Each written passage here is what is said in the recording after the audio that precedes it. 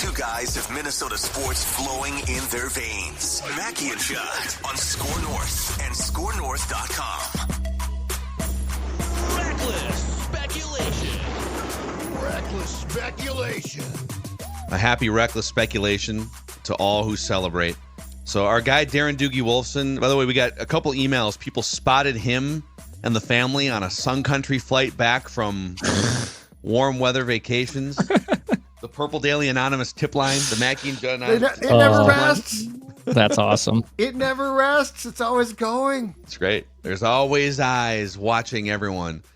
So we'll get Doogie back in the mix next week for the regularly scheduled scoop sessions. But Mackie and Judd, we've been filling in the last few episodes, so it's back to Judd here. It'll be Scoops with Judd on this Reckless Speculation Thursday. Reckless speculation. Today is also opening day, home opener anyways, for the Minnesota Twins, the SKOR North Twin Show. We're going to be live, and some people might be listening to this after the first pitch, but we will be live at Kieran's in Minneapolis from 1 to 2 o'clock, and also live on the SKOR North YouTube channel and or the SKOR North Twin Show YouTube channel. And tickets are available for Twins home games here, Declan.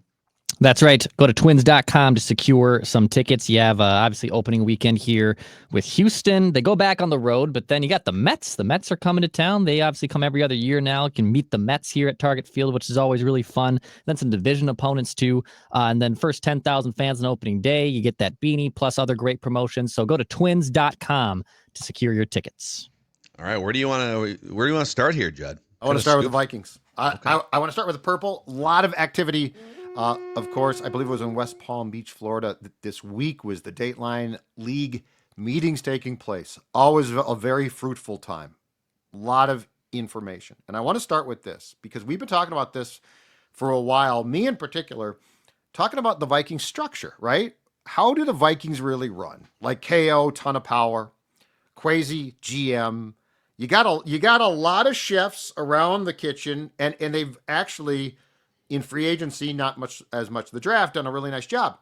But how do the Vikings run? And this also dovetails into the point that Kwesi's contract's still not done, which has been a point of interest because Kevin O'Connell's contract was done 2 months ago now, 2+ months ago now. It's been quite a while. Mm-hmm. But Kwesi's contract, which was synced up exactly with Kevin's when they both were came aboard in 2022, not done yet. So the reporters down there talked to Mark Wilf. The reporters talked to O'Connell. So a lot of stuff from that. But let's start with the structure. Mark Wilf, first of all, not surprisingly, said that they want to get an extension with Kwesi done. Now, Kwesi talked about this about a week and a half ago and basically tried to frame it as, I'm so busy, I'm not even thinking about my contract. What are you guys talking about? Yeah, contract, it'll get done, I think. That created a few questions. Mark Wilf attempted to quash those a bit more by saying we have every intention to work towards an extension. Now, there are some questions about, okay, are you working towards an extension because Kwesi's balking at some things? Are you working towards an extension just because it's taking some time?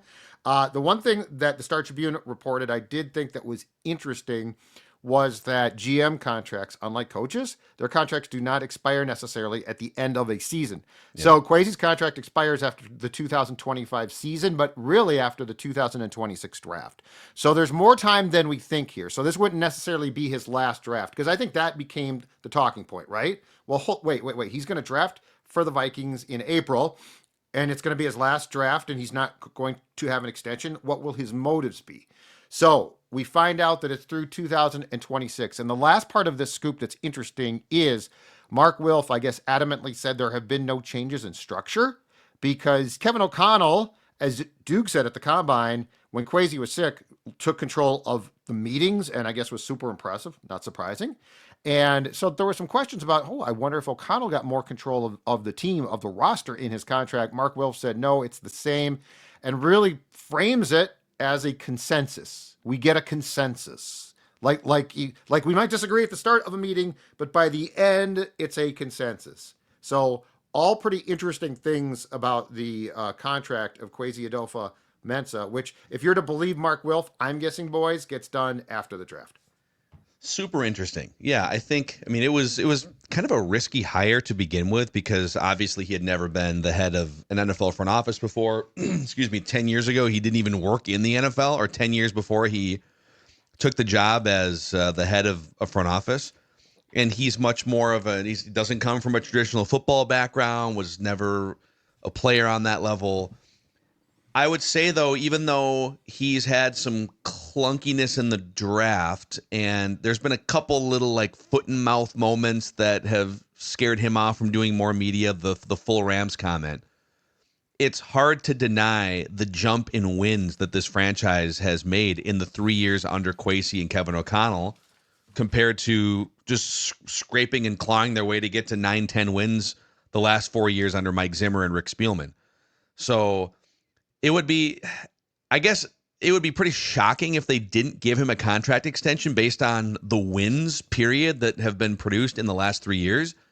If he didn't get one, it would mean that there's something else off behind the scenes. There's like relationship issues or communication issues, and nothing has at least like bubbled up on that front that would be worthy of a big discussion. So I guess it remains kind of a mystery as to why he doesn't have a contract extension, but you provided some context there, which might make it a little bit less urgent than we thought. And there's a chance that part of it, if there is a hang up here, could come from him too. As far as salary goes, as far as control goes, as far as like he is this is a guy who, because he's not a football guy, if he doesn't like things, wouldn't have to say, but I'm a football guy. I grind film. I sign guys. That right? Like he's a guy that came from Wall Street. So I think we have to be open to the fact that he's going to probably approach things differently in life than just Rick Spielman. I get in at 5 a.m. and I leave at 9 p.m. So like there's some interesting things here, but as of now, no changes. Okay. Not near done. Not with the purple. Not when it comes to Reckless speculation. How many, just for pacing purposes here, because I don't want to hold you up too much, and Declan has to get to target field. How many items are on? You know what I can go is I've got 7, but we don't need to get to 7.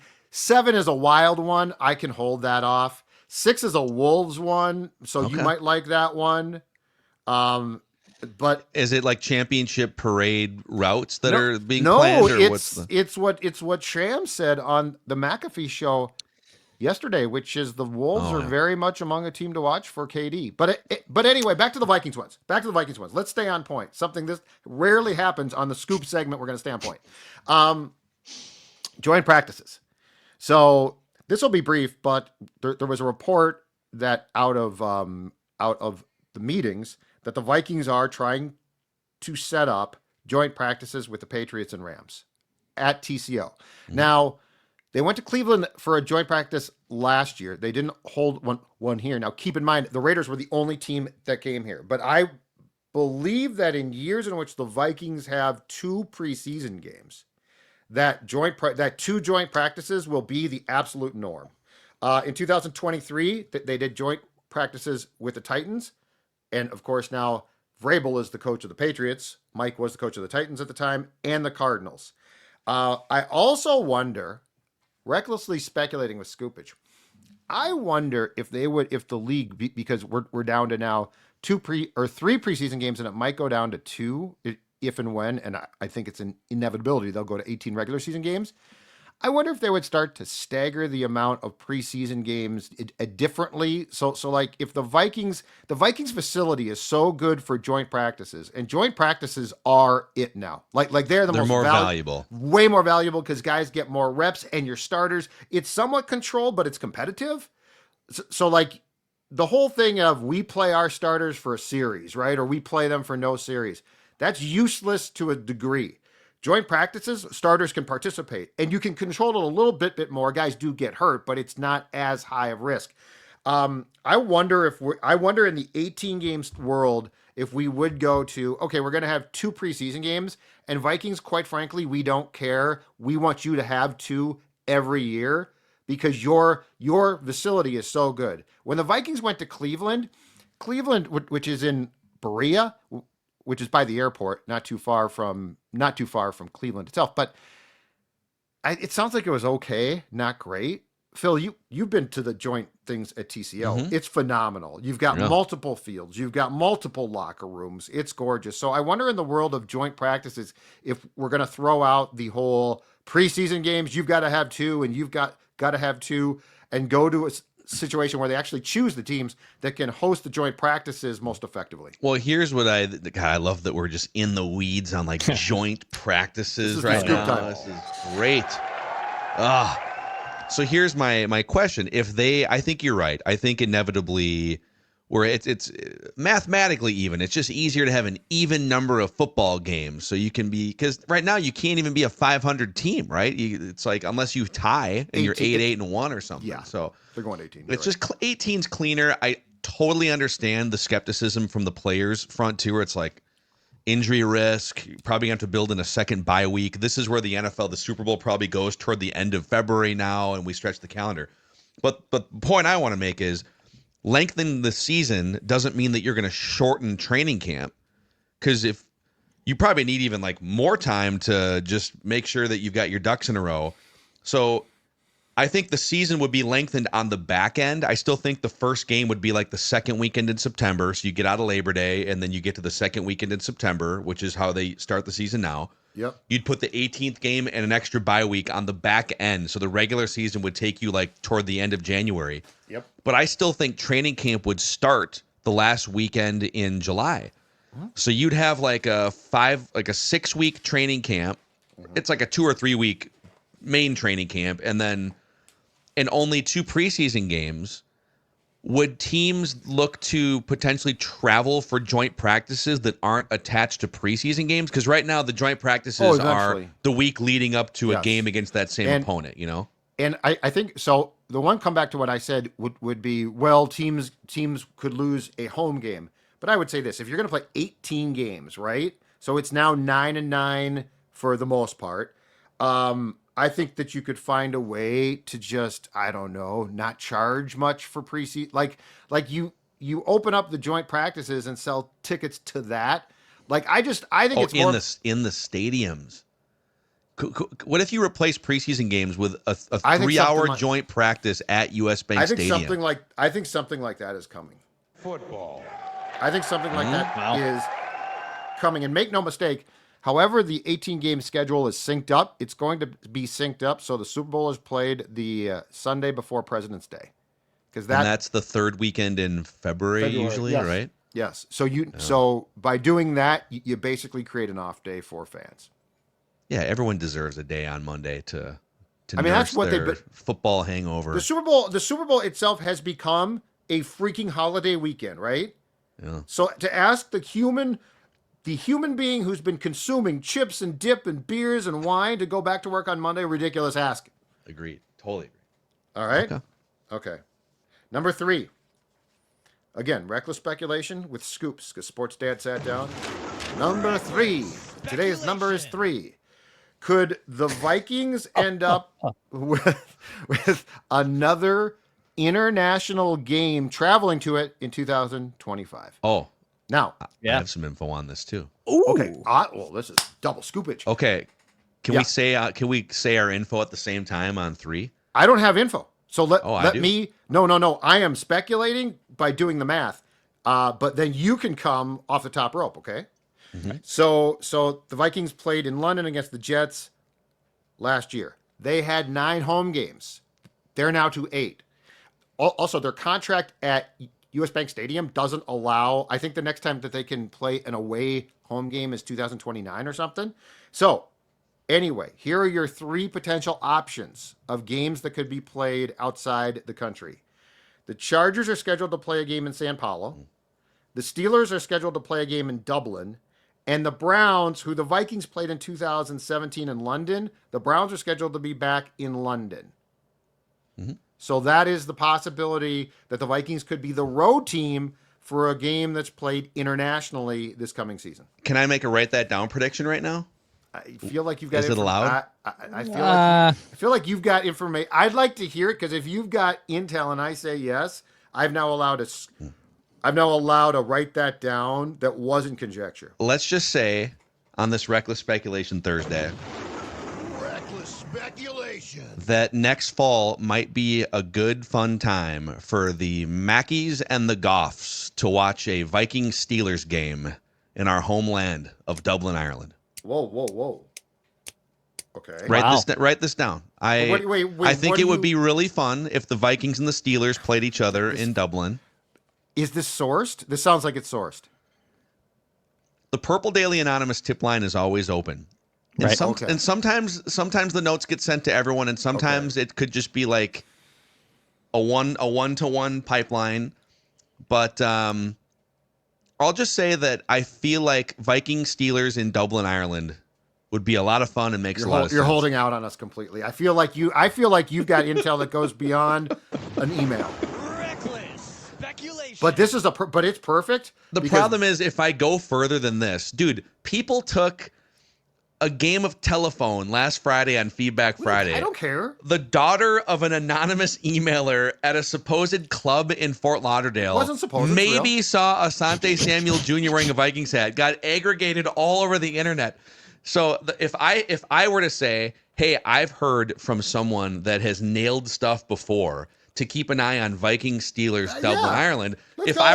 I were to phrase it that way, Yep. then it's going to get aggregated all over the place. But if I hold back and I tell you, that could be a really fun football game in the land of the Goffs and the Mackies sometime this fall.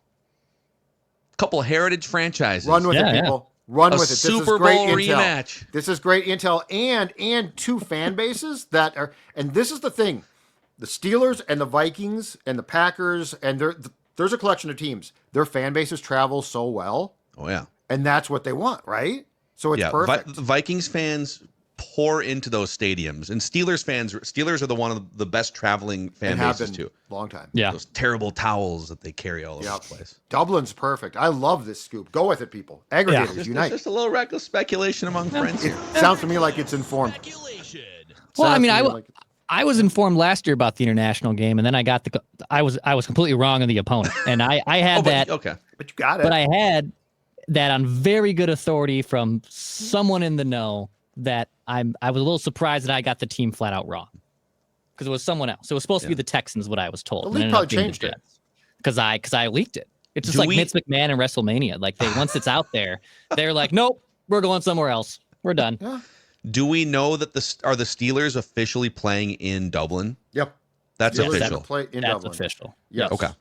And my guess is that the Vikings would not be assigned to San Paulo with the Chargers. Doesn't make as much sense. And I don't think you played the Browns in London in 2017. I don't see that. Mm-hmm. So what I'm going to say this: I'm buying what you're selling 80%. And I believe next week you've put together your rough draft of Judd's mock schedule 1.0. Yeah. And we like to line up and see how many did Judd get right. Yeah. Might be giving you a freebie here if you want. I So might you put can the make the Steelers- alterations if you want to. I sort of like that one. And now I did my schedule a day before the Christmas Day game thing with a triple header on Christmas Day came out, and now I'm thinking about that. But I'm also Thanksgiving. There's a lot of things that make sense about the Vikings playing on Thanksgiving. I don't think you'd play on Christmas too. Let's just say the Thursday thing lines up super well. Anyway, okay, scoop number 4. Well, before we get to scoop number 4, we do have to send Declan off to Target Field here because he's got to go roam the clubhouse before the home opener, and then he'll join us from Kieran's live on the SKOR North YouTube, the SKOR North Twin Show YouTube channel. So, old Dex tweets. Enjoy the Bye, ballpark. boys. Yep. First place Say twin goodbye show. to him. That's right. You all buried this team, and now they're in first place just 72 hours later. So before we dive into some other Viking scoops and some other things, MSP Plumbing, Heating, and Air Conditioning is powering these scoops today. This is a scoop that is a solid scoop. There is no reckless speculation involved here. And that is the fact that MSP is the place to go. Plumbing, heating, and air needs. How does Sports Dad know, you say? Come on, Sports Dad. How do you know? Who are your sources? I'm going to tell you right now. I went right to the source. MSP has been at my house several times in the last month plus to fix things. The furnace recently sort of went on the fritz. Guess what? On a Saturday morning, they showed up at my house and got that thing going great. Also now, Fratelloni's Hardware and Garden Stores have proudly partnered with MSP for the Big Green Egg giveaway. Get $60 off any HVAC or plumbing repair, and you will be entered for a chance to win. The Big Green Egg from Fratelloni's has a, get this folks, $1,000 value. So two great family-owned and operated companies working together. And I can tell you again from firsthand experience, MSP, you can trust them. Great quality, great people. They love the Vikings, which is also cool. Give them a call, 651-615-4292, or check out their website, callmsp.com. Callmsp.com. That is a scoop that you can take to the bank because it's gold. We made a mistake last night in the Mackey household. So we go grocery shopping on Sunday usually, and then by the time you get to the middle of the week, we definitely have like specific things on like a Sunday or a Monday, and then maybe Tuesday, and then Wednesday's kind of sometimes we'll open like Chat GPT and say, here's the 8 things we have kind of half-assed in the refrigerator. Can you give us some ideas for how to like use the rest of our items, right? We got done last night, cobbled together some stuff, and at the end we both looked at each other and we literally said, we should have gotten some of that legit pizza instead. We should have. We were out of legit pizza in our freezer, and it was like the dinner was fine, but it was like we were both kind of thinking a legit pizza would be awesome for dinner tonight. So don't make the same mistake that the Mackeys did last night. Always have a legit pizza on hand in your freezer. That stone baked, cracker thin crust, zesty tomato sauce. You can find legit pizzas and all of their deliciousness inside a local grocery store freezer section near you. Have that authentic at-home pizza parlor experience and live with no regrets. Mm-hmm. So hold on a second, just quickly. So how do you have the chat thing survey the goodies left in the refrigerator? Yeah, it's great. So you literally, what do you do to do this? You literally just open up like Chat GPT, and you can ask it. AI is just crazy right now. So you can type in, hey, we have some shredded chicken. We've got some Parmesan cheese, a baguette, and I could figure out, we could just make some bruschetta or something, tomatoes. Right. But you put in a bunch of things, and maybe here's some condiments that we have, and it'll give you like 5 ideas that you could make in an air fryer or in an Instapot or in the oven. It pretty much just does your thinking for you. It's great. Wow, that's incredible. That is incredible. Scoop number 4. Reckless speculation. Harrison Smith's future. So he is 36. He won't be 37 until February. So he'll be 36 the entire 2025 season. He's now played 13 years. For the last 2 years, I think everyone's thought he's going to retire. And for the last 2 years, he's sort of taken some time. You know, I always love when we ask pro football players in the post-game locker room after the last game of a season in which their body is beat to hell. So you think you're coming back? Yeah. Every one of them will say, no. I mean, you could be playing your 3rd year and you'd say, probably not. This really sucks. But if you heard at the meetings in Florida this week, if you heard Kevin O'Connell talk about Smith and the impact that guy has, and O'Connell, I think came off as very sincere in saying, I have never been head coach of a game without Harrison Smith on my roster. So I started to look it up, because if Brian Flores stays beyond 2025, and I think that's a huge, huge if, and it's massively important to this discussion.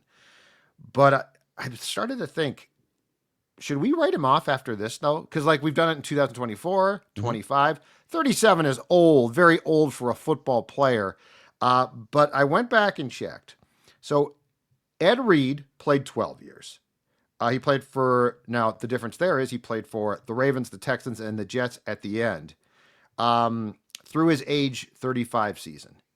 Rodney Harrison played 15 years through his age 36 season for the Jets and the for the Chargers and the Patriots. But I wouldn't necessarily completely close the door if the Vikings are good again, and with O'Connell and Flores, if they are intact, O'Connell obviously is going to be around. Flores becomes the question mark, though. I think we should probably stop closing the door on, okay, this is it. Unless Harrison Smith comes out in training camp and says, farewell tour, I just think it's interesting because he's so important to the DNA of this franchise and what they do. And as long as he's still playing at a place where he's not what he was 5 years ago, but he's still really effective and super important, I think we need to leave the door open probably more than I have or we have in recent years. The one more in me part of the quote leads me to think that he's planning for this to be his last season. I think he was planning for this but I think he went into 24 saying the same thing. Yeah, and some of it depends on, like, let's say that JJ McCarthy's awesome, and they go 11-6 or something. They make the playoffs. They get to the divisional round, and they lose a heartbreaker against the Eagles. But it's like, oh man, we got our quarterback. Right. Dallas Turner took a big leap, and this thing is absolutely in a Super Bowl window. And I'm having fun because he loves playing under Brian Flores. And Brian Flores comes back again as the defensive core. I think there'd have to be a bunch of factors. Correct. Can you win a Super Bowl? Is J.J. McCarthy good enough on the other side of the ball from Harrison Smith? And is Brian Flores coming back? And if all those things are aligned, then yeah, I think he probably needs 3 or 4 weeks or a month and a half again. Another guy that you didn't throw out is Charles Woodson. He played until he was 39. Yeah, that's perfect. With Oakland for the first half of his career, and then Green Bay, and then he went back to Oakland for the last 3 years of his career as a safety. Yep. And he was kind of stop-start. Calais Campbell at a totally different position's like 39 years old and still playing in the NFL too. So there's some dudes out there that, and if you could reduce it so that you're not playing 1,000 snaps anymore, maybe you're taking 2 series off a game because the Vikings have some dudes that can step in. I could totally see it. And I think the thing, too, that O'Connell knows, so he talked about how each Friday Harrison Smith comes up to his office and they like have a coffee and talk. And basically the point from O'Connell was in a locker room that's a ton of guys in their 20s. He's an adult that I can talk to about things that go outside of football. But I think O'Connell also knows this. Harrison Smith doesn't strike me as the type of guy who's going to have any interest in coaching. So once he's done, he's done. And I think the value, like, it goes so far beyond player because he is one of these guys. He spent his entire career here. But if you look at that dude, you've never come away from talking to him or watching him, hearing him, and thinking that's a guy who thinks he should be here. Like, there's no entitlement at all. Like, I think the dude just loves football, loves to compete, is a really, really talented guy. Does not want to be famous. He's exactly. Super low-key dude. He's ideal. Like, if you are a head coach, he is the ideal veteran. So, Harrison Smith, leave the door at least ajar. I love it. Love it.